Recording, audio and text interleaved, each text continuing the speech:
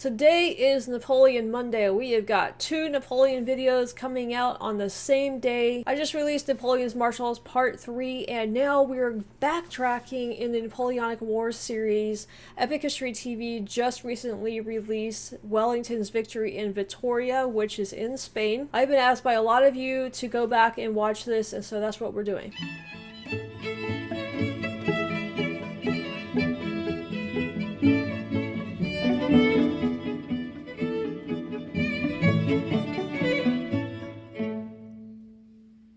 Now, the Napoleonic Wars on Epic History TV did not really go that in-depth into Spain. I think they covered like 1 or 2 battles. I do know that the British were in there. They were helping Portugal and went into Spain and kind of helped drive the French out. Wellington was the main guy in command, and I remember being extremely impressed by him and his tactics. Of course, we also saw him at Waterloo as well, and from what I gather, he is one of the most famous British generals there has ever been. I mean, you guys even have something called Wellington boots named after him.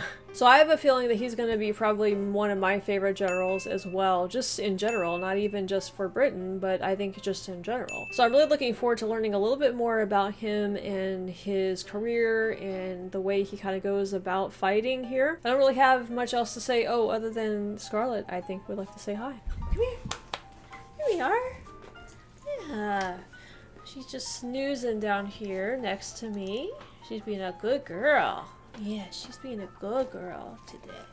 Yes. Being a good girl. Oh, yes. We need to get Scarlett like a little, like a stool or something so she can sit up here with me and we can watch these videos together. I think that would be fun. Would that be fun? Yes? Yeah. Alright. There we go. Oh, and for those of you who do not follow me on social media, I did post we got her DNA results back, and oh my gosh. Like, no wonder she's so freaking energetic. She is like half Australian cattle dog, a quarter German Shepherd, and a quarter Belgian Malinois. So, you know, what do you do with that? You go on lots of long walks, you play a lot of fetch, and hope that you get at least enough downtime to get some work done. Alright, so we're just gonna go ahead and jump right into this video. Let's check out Wellington in Spain.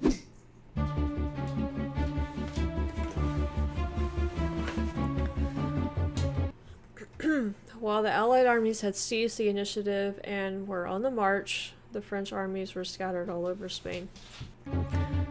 Jourdan. May 1813. While Napoleon's Grande Armée began its fight back in Central Europe following the disastrous invasion of Russia, 1,200 miles away, at the other end of Napoleon's embattled empire, another enemy was poised to strike. The previous year, Wellington's Anglo-Portuguese army had won a brilliant victory at Salamanca, but been held at Burgos and forced into a long, demoralizing retreat back to the Portuguese frontier. But after a winter of rest, reinforcement and training, Wellington's army was stronger than ever. 100,000 men, many of them battle-hardened veterans. I mean, look, the British uniforms just get me every single time. I just like the way they look. We have, look at these colors just go so well together. We have the black hats with the gold. We have blue collars, red jackets, gray pants. It all just kind of goes together, you know? It looks really good. It's just something very, very smart about the red color. And I know that I believe the real reason that Britain chose the red color was because it was the cheapest dye, right? I've had a lot of people tell me because it hid blood or whatever, but I think that's kind of like an old wives' tale. I believe the more logical reason is because the dye was cheap. Yeah, they especially look good with the gray pants too. I don't know why. I think it looks better than with the white pants. I know this is not important at all. It's just, you know, I like aesthetics. I like the looks of things, you know? But after a winter of rest, reinforcement and training, Wellington's army was stronger than ever. 100,000 men, many of them battle-hardened veterans. And for the first time, he had sufficient cavalry and artillery, while transport and medical services had also been improved. Morale was sky high. Their chief, known to the troops as Old Nosey, was cheered wherever he went. I never saw the British Army so healthy or so strong, Wellington informed London. Oh, look at his fancy hat. He's got plaid, or what, I don't know, you guys probably don't call it plaid over there, do you? I've heard you guys call it tartan or something. Or at least you do in Scotland, right? You call it tartan and not plaid. That's very, very smart looking. I tell you what, the British know how to do military uniforms. I don't know why I'm so impressed over this. I know it's not, again, like it's not important, but it's just like, I mean, it's nice to look at. In contrast, the French position in Spain was weaker than ever. Napoleon severely underestimated the threat posed by Wellington and had just withdrawn 20,000 French troops for his own use in Germany. As commander-in-chief, King Joseph knew his forces were overstretched. Napoleon allowed him to give up Madrid and move his capital to the more easily defended Valladolid. But withdrawing further, to a strong position like the Ebro River, was out of the question. That would send the wrong message to neutral Austria and Napoleon's wavering German allies. And so, with serious concerns, Joseph and his chief of staff, Marshal Jourdan, awaited Wellington's offensive. This video is sponsored by Raid Shadow. Lord Champion is through our great player now. Thank you to Raid Shadow Legends for sponsoring this video.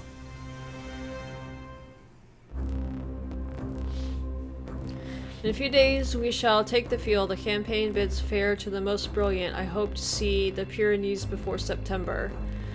Lieutenant George Simmons. Wellington's plan was for his army to advance in two wings, concentrate at Toro, then move against Joseph's forces. In the south, Murray's Anglo-Sicilian Spanish force, based in Alicante, had just repelled an attack by Marshal Suchet at the Battle of Castalla. Murray would now mount a diversionary landing on the Mediterranean coast to coincide with Wellington's advance and prevent Suchet sending reinforcements north. Wellington had also counted on large-scale support from Spanish regular forces, of which he was, since November 1812, theoretically commander-in-chief. But the Spanish Cortes, based in Cadiz, was deeply divided, with many still highly suspicious of British motives. The result was that Wellington would only receive direct support from a few reliable Spanish divisions. Fortunately, he would receive considerable Spanish support from the guerrillas, now better armed, organized, and operating in greater numbers than ever before. A large area of Valencia had effectively been liberated by El Fraile, the Friar. Esposimina had captured major towns in Navarre and was currently keeping General Clausel's Army of the North busy, while Juan Martín... I was just thinking, the Spanish guerrillas seem to be like the Spanish version of militias. Is that about right? Because I can, you know, we have militias over here. We still do, but they're not really active like they used to be back in the earlier part of our history. But that's kind of what I'm comparing them to in my head, and I don't know if that's right or not, but let me know if that's kind of what these guys are. And was currently keeping General Clausel's Army of the North busy, while Juan Martín Díaz, aka El Empecinado, was tying down large numbers of French troops near Madrid.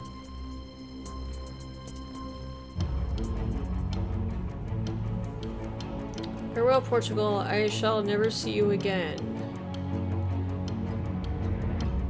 On the 22nd of May, Wellington bid farewell to Portugal and began his advance.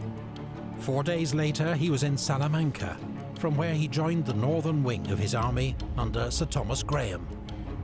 Joseph and Jourdan expected Wellington's main thrust to come from Salamanca, so planned to defend the line of the Douro River. But Graham's rapid advance north of the river meant they'd already been outflanked, and they ordered a retreat. By a series of brilliant marches, Wellington continued threatening the French right flank, forcing Joseph to keep falling back. Wellington's army was able to use small roads and mountain tracks north of the main highway, which the French had dismissed as impassable. But thanks to his Spanish allies, Wellington knew better. Backed by British sea power, he was also now able to switch his supply base from Lisbon to Santander, drastically reducing the length of his supply lines, another feat the French had written off as impossible. At the Ebro River, the French found themselves outflanked yet again, and fell back to Vitoria. Here, Joseph... I mean, this is what he did at Waterloo too. It seemed like he just really outmaneuvered the French all the time. So, I mean, that's what's so impressive about him, is just that he just seems to be able to outmaneuver his enemy like it was nothing almost. It's just really impressive. And of course, you know, using your resources, using the locals to kind of help you find your way around the terrain, using your sea power as well that I guess, you know, France didn't have. So he's not only outmaneuvering them, but he's also being smart enough to use all of the resources that he has on his side to take that against the French. Very, very intelligent commander, obviously. Decided that he must make his sack to Vitoria. Here, Joseph decided that he must make his stand. The Zadorra River valley west of Vitoria seemed to offer a strong defensive position. Expecting an attack from the west, French forces were drawn up in 3 lines. General Gazon's army of the south formed the first line. Then General d'Erlon's army of the centre. Then General Rey's army of Portugal. Joseph hoped that he could at least buy time for the vast wagon convoy assembled east of the city to get away. It contained not only military supplies, but his government's treasury. And, as satirized by this contemporary British cartoon, the accumulated loot of 5 years' French occupation of Spain. Bye-bye, don't cry, so my faithful subjects, I'll come back as soon as those in English let me. I have taken a few tokens to remember you by. Gotta love political satire, right? Cartoon, the accumulated loot of 5 years' French occupation of Spain, including priceless works of art, jewels and antiques. He also expected General Clausel to arrive with 20,000 reinforcements any day. However, thanks to the guerrillas, Wellington was better informed of Clausel's whereabouts than Joseph himself. Knowing that Clausel couldn't reach Joseph before the 22nd of June, he decided to attack on the 21st. The day before, French patrols reported enemy troop movement to the north, so Rey's troops were moved to cover any threat to the army's line of communications. Apart from one division, which left to escort part of the wagon convoy to France. An odd decision that deprived the army of 4,000 men on the eve of battle. Marshal Jourdan had been bedridden with fever that day. The next morning, he reconnoitred the army's position with King Joseph. They agreed that their position was overextended and should be shortened. But by the time their orders reached General Gazon, it was too late. He was already under attack.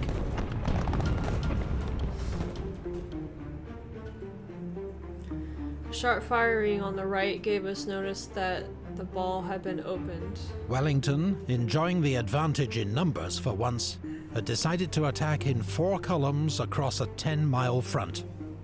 See, I was just about to point this out. So not only is, you know, all of the other stuff that we just talked about a few minutes ago with Wellington and how, you know, how great he was at maneuvering. He's got this terrain, he's got this mountainous terrain that he's obviously having to move his men through, so he's having to split them up and, you know, command them going in very different paths here. Whereas the French army, they're all kind of just like together right there. So, I mean, I'm just assuming that it's a lot more difficult to command troops in the types of formation that Wellington has them in, because they're so spread out and they're coming through the mountains. To me, that seems to be, I don't know, it just seems a lot harder to coordinate. That's extra impressive to me as well. Once had decided to attack in 4 columns across a 10-mile front, with General Graham's left-hand column threatening Joseph's line of retreat. It was a bold plan, with the potential to trap and destroy Joseph's army, but required careful coordination and precise timing. Fortunately, the French had not thought it necessary to destroy any of the bridges over the Zadorra River, which was also fordable in several places. At 8 a.m., General Hill's column began its attack on the Allied right. Spanish and British troops advanced up the western heights of Puebla, driving off French skirmishers, and forcing General Gazan to send reinforcements to secure his left flank. Hill's troops then seized the village of Subiana, but French cannon fire and counterattacks prevented any further advance.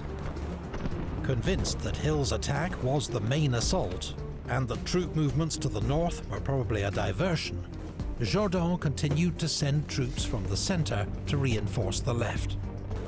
This was exactly what Wellington wanted, but at 11 a.m. he was waiting with growing impatience for his other columns to go into action. Lord Dalhousie's 7th Division, supposed to be leading the attack by the centre-left column, had got held up in the mountains, while further east, Graham's flanking move had got off to a cautious start. But seeing the size of the approaching force, General Ray decided to pull back his troops across the Zadorra River. This encouraged Graham to get things moving. Colonel Longa's Spanish division advanced on Durana, held by Spanish troops loyal to King Joseph, and a bitter struggle for the village ensued. British and Portuguese infantry advanced against Gamara Mayor. They were soon engaged in bloody street fighting with the French. This scene shows an attack by the 4th King's Own Regiment of Foot and the 47th Lancashire Regiment. Oh, Lancashire getting a shout out here. Okay, now these guys have black pants on, and that looks extra good. I like that better than the gray, honestly. No, like the colors just go really well. I don't know why I'm so hung up on the British uniforms. You know, I got that book recently that was about British uniforms, so I'm gonna have to read up on them. Though they succeeded in driving the French out of the village, they could not cross its bridge over the Zadorra, which was expertly covered by French guns.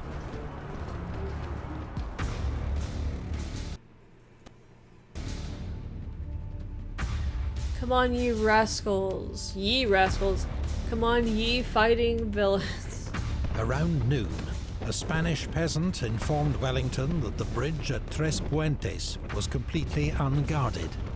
He immediately ordered Kempt's elite light infantry brigade to dash across it and secure a bridgehead. But there was... So there's just some random Spanish guy that came up to Wellington and said, hey, you might want to go check out this bridge? Okay. Infantry brigade to dash across it and secure a bridgehead. But there was still little sign of Dalhousie's 7th Division. General Picton, the notoriously short-tempered commander of the fighting 3rd Division, ran out of patience. Fed up with waiting for Dalhousie, he ordered his men to advance. They charged across the Mendoza Bridge and a nearby ford, driving back light French defences. General Gazan, with his left flank pinned down at Subiana, was now about to be outflanked on his right, and had no option but to pull back his troops. Wellington's army was now crossing the Zadorra River in force. Heavy fighting continued to rage on the heights of Puebla, but here the French also had to give ground to maintain the cohesion of their new line. Scottish Highlanders and Connaught Rangers, supported by riflemen and Portuguese troops, now stormed the village of Arigneth, routing the defenders, who retreated southeast, and a gap began to emerge in the French centre, between Gazon's army of the south and d'Erlon's army of the centre. The Allied advance continued, with heavy pressure on both French flanks.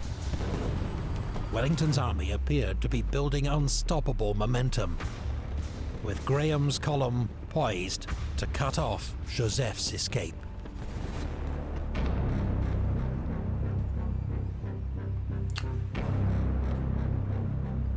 Artillery and musketry were heard in one continuous uninterrupted volume of sound. The fire had already become exceedingly violent. By 4 p.m, Wellington's army was formed up across the Zadorra, ready to strike a decisive blow. But his infantry came under heavy fire from 76 French guns, blasting great holes in their ranks. Allied guns were brought forward to provide support. The biggest artillery duel of the Peninsular War began. More than 70 guns on each side. Allied skirmishers, exploiting the gap in the French centre near Gomecha, were able to work their way behind the French guns and shoot down their crews.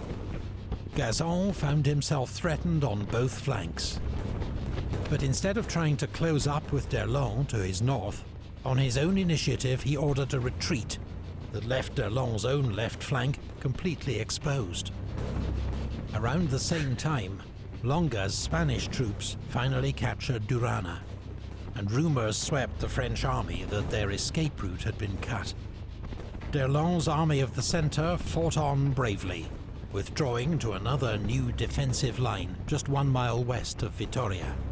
French guns kept up a steady fire on the advancing Allied lines, but once more the position was outflanked. Around 5:30 p.m, King Joseph bowed to the inevitable and ordered a general retreat.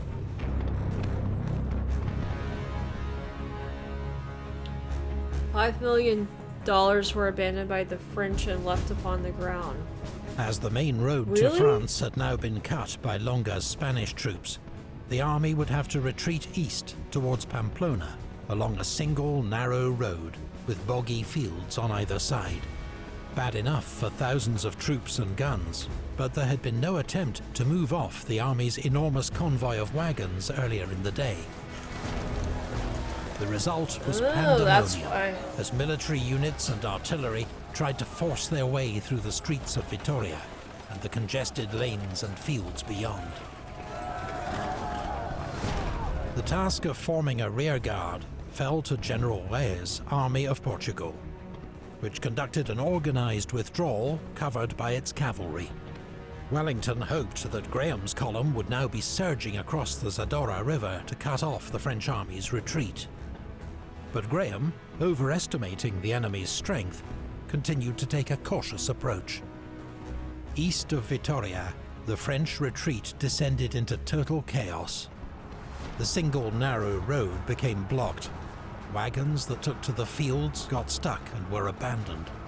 Allied cavalry fell upon this confused mass, spreading panic and meeting little serious opposition. King Joseph and Marshal Jourdan themselves narrowly escaped capture. Among the abandoned wagons, many civilians, including officers, wives and children, priceless paintings, jewels and furniture, and more than 5 million gold francs. Troops on both sides broke ranks and dived into an orgy of plundering. One British officer described the scene. About dusk, the head of our column came suddenly on some wagons which had been abandoned by the enemy. Someone called out, "Oh, I remember this. Doesn't Wellington get upset with his troops about this, and he like punishes them or something? I think I remember this from the Napoleonic Wars videos, the earlier ones that we did." Came suddenly on some wagons which had been abandoned by the enemy. Someone called out, "They are money carts." No sooner were the words uttered than the division broke as if by word of command, and in an instant the covers disappeared from the wagons and nothing was seen but a mass of inverted legs, while the arms were groping for dollars. For money it certainly was. The scene was disgraceful, but at the same time, ludicrous. Wellington, however, was furious. Not only did the plundering delay pursuit of the enemy, but giant sums of cash, which might have paid for his army's supplies, vanished into private pockets instead. Of 5.5 million francs, only 250,000 were ever recovered by the army. Oh my gosh. Vitoria was a great victory for the coalition, not as crushing as it might have been, reflected in relatively light French casualties. But in the chaotic retreat that followed, the Allies did capture all but 2 of 153 French guns, and even Jourdan's Marshal's bateau. Okay, so about the casualties, the French, so killed, had a little bit more wounded, but that's fairly even. Captured or missing, way more. I mean, the numbers aren't super skewed, except for the captured and missing, that is, and guns lost. You've sent me among the... Let's see. You have sent me among the trophies of your unrivaled fame, the baton of the French Marshal, and I send you in return that of England. The British Army will hail it with rapturous enthusiasm. The French Regent to Field Marshal Lord Wellington. Oh, so he's a Field Marshal? I don't know what I thought. I thought he was just like a general or something. I forgot the British had marshals too, I guess. French military power in Iberia was broken. The Bonapartist Kingdom of Spain was at an end. Joseph returned to France to face his brother's criticism. Marshal Jourdan retired from active service. Napoleon sent Marshal Soult to replace them, but even his shrewd military mind could not turn the tide in Spain. Counterattacks to relieve the French garrisons at Pamplona and San Sebastian were defeated. That autumn, Wellington began what proved an unstoppable advance across the Pyrenees and into France. In southern Spain, where Marshal Suchet remained undefeated, the disaster at Vitoria forced him also to withdraw towards the frontier, leaving behind just a few isolated garrisons. After a bitter 5-year struggle, the Allies had brought the Peninsular War, to the Spanish their War of Independence, to a victorious conclusion.